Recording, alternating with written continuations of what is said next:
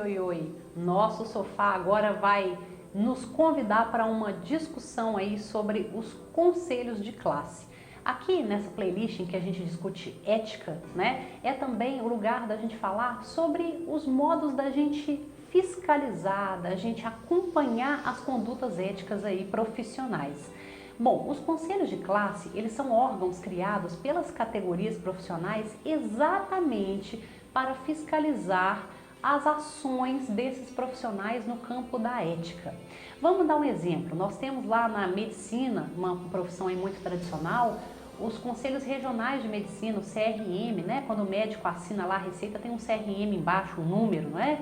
Eu tenho o CREA na engenharia, eu tenho a OAB para o direito e muitas outras profissões. Na área da saúde, quase todas têm conselho de classe ou conselho de ética, tá? O conselho de classe ele é uma conquista da categoria. A própria categoria profissional se organiza, cria um projeto de lei para estabelecer o conselho de classe, ele tem que ser criado por lei, encaminha para um deputado ou senador, né? E pressiona, fica ali cobrando desse deputado ou senador para apresentar isso no Congresso Nacional e transformar esse conselho de classe em lei. Em geral, as leis que criam o conselho de classe dizem como é que ele vai trabalhar na fiscalização das condutas éticas. É comum que essa lei já traga quais são as regras éticas que a categoria precisa seguir. Ou seja, algumas orientações de condutas possíveis e não possíveis, né? Aprovadas ou reprováveis.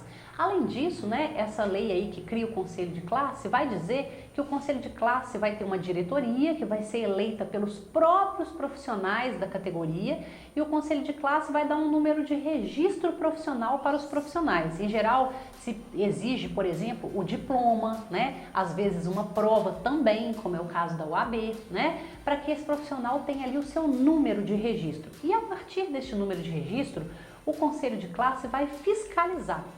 Ou seja, toda vez que ele receber uma denúncia, né, ele vai apurar essa denúncia para saber se aquele profissional agiu com falta de ética. Por exemplo, um médico que esquece lá um instrumento cirúrgico dentro do paciente durante uma cirurgia. Ele causa um mal para esse paciente. Por que ele agiu daquela maneira? Né? Aquela conduta foi antiética? Não foi? Foi grave?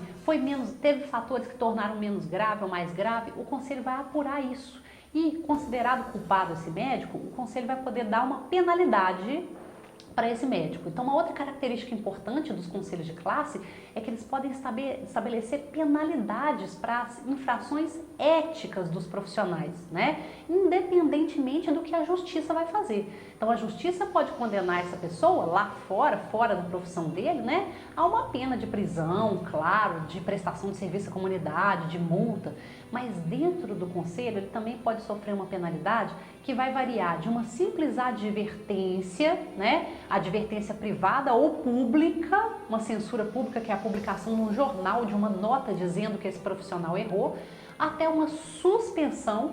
Então lá no Código de Ética dos Engenheiros existe a possibilidade de suspensão de até 5 anos para o engenheiro que tem uma conduta antiética considerada grave.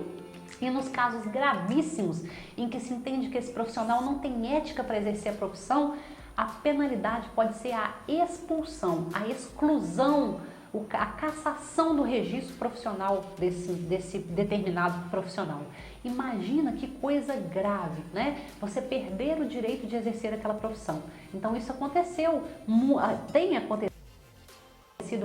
Por exemplo, noticiados, teve um médico aí que foi aí punido pela justiça porque ele abusava das pacientes, né, durante os exames. Esse médico também teve o seu registro cassado pelo Conselho Federal de Medicina por exercício antiético da profissão, né? Não tem ética para exercer a profissão. Viram que interessante?